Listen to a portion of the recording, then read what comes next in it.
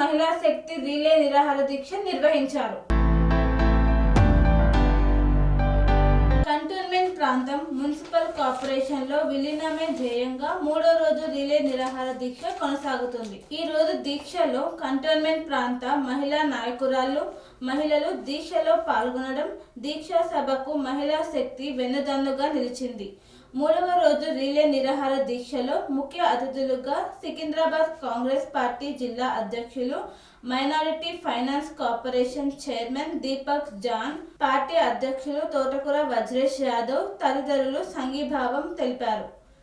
పలువురు కాంగ్రెస్ మహిళా నాయకులు, కంటోన్మెంట్ ప్రాంత మహిళలు, senior citizens, Secunderabad bar association న్యాయవాదులు, ఎమ్మెల్యే శ్రీ గణేష్ కి పూలమాలలు వేసి దీక్షకు మద్దతు తెలిపారు. ఇంతమంది సంఘీభావం తెలుపుతున్నారంటే మా కంటోన్మెంట్ ప్రాంత వాసుల ఆకాంక్ష న్యాయమైనదని అందరూ నమ్మబట్టే వస్తున్నారని, ఇప్పటికైనా కేంద్ర ప్రభుత్వం కానీ, మల్కాజ్గిరి ఎంపీ ఈటల రాజేందర్ కానీ స్పందించి విలీన ప్రక్రియ కొనసాగించాలని ఈ సందర్భంగా సోదరులందరికీ పేరు పేరున ధన్యవాదాలు.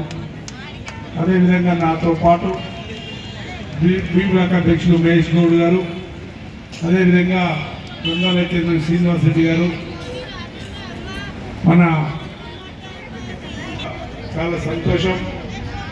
ఏదైతే కార్యక్రమం రాష్ట్ర ప్రభుత్వం 76 సంవత్సరాలు అయింది, రాష్ట్రం ఏర్పడి 76 సంవత్సరాలు అయినాక కూడా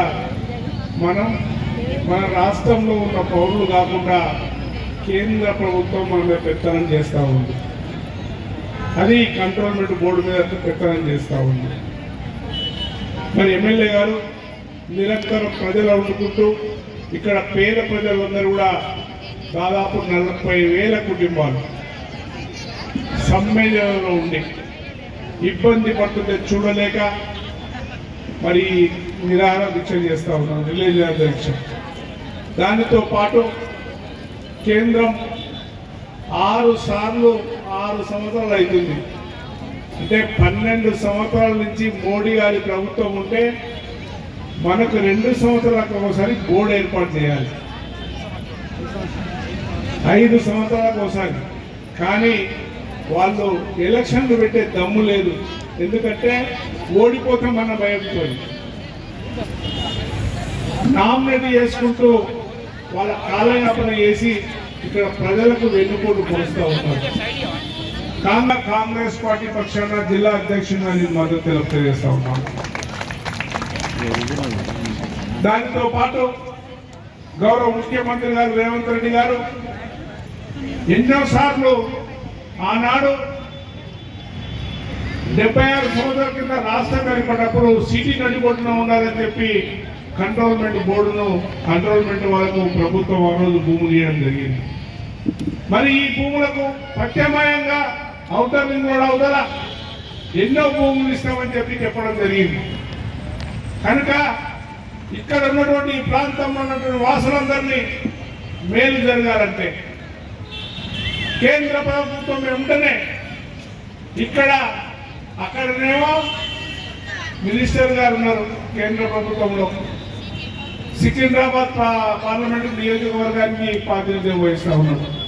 ఇక్కడ కూడా మరి పెద్దలు ఈటల రాజేందర్ గారిని ఎంపీగా ఎన్నుకున్నాం. మీరిద్దరు కలిసి అయ్యా సికింద్రాబాద్ ప్రజలేమో ప్రతి 5 సంవత్సరాలకు ఒకసారి ఎన్నికలు చేసుకొని జిహెచ్ఎంసీ ఎన్నికలు కలుపుకొని అభివృద్ధి కార్యక్రమాలు చేసుకోవాలి. మేము దేశమే అట్లాంటిది అయినా కానీ మీరు ఒక మతాన్ని ఉద్దేశించుకొని మాట్లాడుతున్నా నోరెత్తుతలేము. ఎందుకంటే మీ ఉద్దేశం ఏందని, కానీ ఇలా ప్రజలు కష్టాలు పడుతున్నప్పుడు మాత్రం ఖచ్చితంగా గొంతులు లేస్తాయి. ఈరోజు మా ఎమ్మెల్యే గారు చేసే ఈ రిలే నిరాహార దీక్షలో అందరం పాల్గొంటున్నాము. ఆయన వెంట ఎక్కడంటే అక్కడికి వెళ్తాము. ఇది మాత్రము ఈటల రాజేందర్ గారు అన్న మిమ్మల్ని బీజేపీలో మా తరఫు నుంచి ఒక వ్యక్తి ఉంటే మాకు ఎంతో మేలు జరుగుతుంది. మాది కేంద్రపాలిత ప్రభుత్వం లెక్క ఉంది మాది. మీరు అక్కడ పార్లమెంట్లో మాట్లాడి కనీసం మా సాధక బాధలు తీరుస్తారని అనుకున్నాం. కానీ మీరు ఎందుకు గమ్మునున్నారో అర్థమైతలేదు. మరి ఈ నిరాహార దీక్షలు మీకు కనిపిస్తలేవా? మీరు చూడొద్దు అనుకుంటున్నారా? మాకు అర్థమైతలేదు. దయచేసి దీని మీద దృష్టి పెట్టండి. మా ఎమ్మెల్యే గారికి సహకరించండి. మాకు కూడా మీరు కూడా బీజేపీ పార్టీ అనకండి, కంటోన్మెంట్లు ఉన్న బీజేపీ వాళ్ళకు కూడా చెప్తున్నాం ఒకటి ఏంటంటే, మీరు బీజేపీ పార్టీని మీరు ఉద్దేశించుకోకుండ్రి. ఇది మన అందరి అస్తిత్వం కోల్పోయే ఈ ఒక రోజు వస్తుంది. కాబట్టి మీరు కూడా కేవలం ప్రజల్లాగానే ఈ కంటోన్మెంట్లో పుట్టి పెరిగిన వాళ్ళము, కంటోన్మెంట్లోనే బతుకుతున్నాం వాళ్ళం. కాబట్టి మీరు కూడా ముందుకు రండి. ఈడ మనం కంటోన్మెంట్ సాధించుకున్నాక అప్పుడు పార్టీలలాగా మాట్లాడదాం. అప్పటి వరకు అందరం ఏకమై ఎట్లయితే తెలంగాణ తెచ్చుకున్నామో అట్లనే ఈ కంటోన్మెంట్ను కూడా మనం విలీనం చేసుకుందాము. విలీనం చేసుకున్న తర్వాత అప్పుడు ఏ పార్టీలైనా ఏవైనా కానీ మీరు మీ దాని మీద నడవండి. కానీ ఇప్పుడు మాత్రము అందరం ఏకతాటి మీద వచ్చి ఈ కంటోన్మెంట్ ప్రాంతాన్ని విలీనం చేసి, లేదంటారా ఎన్నికలు కరెక్ట్ టైంకు పెట్టాలని చెప్పి ఇక్కడ మాకు ఇచ్చే ఫండ్స్ కరెక్ట్గా ఇచ్చి డెవలప్మెంట్ మంచిగా చేసి ఏం చేస్తారో మీరు చూడండి. మీ చేతులు ఉంది, మీరు అనుకుంటున్నారు మేము ఎన్ని కోట్లు తెస్తున్నామని. లేదు, ప్రతి రోడ్లు చూడండి, ప్రతి డ్రైనేజీలు చూడండి. ఎప్పుడు మనకు ఏదో బాధలు. ప్రతి ఒక్కళ్ళు కంటోన్మెంట్ బోర్డుకు పోయి చెప్పుకుంటూనే ఉన్నారు. అక్కడ వాళ్ళు కూడా ఫండ్స్ లేదని చెప్పి చేతులు ఎత్తేస్తున్నారు. ఇది దయచేసి గమనించాలని చెప్పి అందరికీ ఇక్కడ ఉన్న సభాముఖంగా మా నిరాహార దీక్ష సాక్షిగా మీ అందరికీ చెప్తున్నాము. మా గోడును వినండి, ఏదో ఒకటి చేయండి. కంటోన్మెంట్లో ఎలక్షన్లు అయితే మాత్రం ప్రతిసారి 5 ఏళ్లకు ఒకసారి నిర్వహించే విధంగా మీరు కృషి చేయండి. కంటోన్మెంట్ని విలీనం చేయండి. ధన్యవాదాలు. నమస్కారం. ఈరోజు 3వ రోజు రిలే నిరాహార దీక్ష. ఈ దీక్షకి నిన్ననే మా మహిళలందరూ చెప్పారు, అన్న ఈ బాధలు అందరికన్నా ఎక్కువ మాకు తెలుసు, ఈ బాధలు ఎక్కువ మేమే భరిస్తున్నాం కాబట్టి రేపు దీక్షలో మేము కూర్చుంటామని ఈరోజు మహిళలందరూ కూర్చోవడం, దీక్షలో ముందు కానీ పైన కానీ మహిళలే ఉన్నారు. మహిళలు ఏమంటారు అంటే, మాకు రోడ్ల సమస్య, డ్రైనేజ్ సమస్య, త్రాగునీటి సమస్య, కరెంటు సమస్య అంటే ఇది, స్ట్రీట్ లైట్ సమస్య కావచ్చు, కమ్యూనిటీ హాల్స్ కావచ్చు, చెత్త సమస్య కావచ్చు, ప్రతిదీ ఈ సమస్యలుగా ఉంది. ఎన్నో సంవత్సరాల నుంచి ఈ సమస్యని మేము అట్లనే ఎప్పుడు తీరుతాని ఆలోచిస్తున్నాం కానీ తీర్తలేదు. ఎవరో ఒక ఎలక్షన్లు అవుతుంది, ఎలక్షన్ల ద్వారా ఎవరో రిప్రజెంటేటివ్ ఉంటారు, వాళ్ళ ద్వారా మంచిది అవుతుంది. కార్పొరేషన్లో విలీనం అయితే డబ్బులు వస్తుంది, డెవలప్మెంట్ అవుతుంది. ఈ యొక్క బోర్డులో నిధులు లేవు, నిధులు లేని బోర్డు ద్వారా నష్టమవుతుంది. కాబట్టి ఈరోజు మహిళలందరూ మేము కూర్చుంటున్నారు. నాకు ఖచ్చితంగా నమ్మకం ఏముందంటే, ఎక్కడ మహిళలు ఉంటారో అక్కడ దేవుడు ఉంటాడు. ఆ దయ్యాలు పట్టిన బీజేపీ కేంద్ర ప్రభుత్వం, మోదీ ప్రభుత్వానికి ఖచ్చితంగా దేవుడు వారికి దారి చూపిస్తాడు. వాళ్ళ మనసులు మారుతాయి.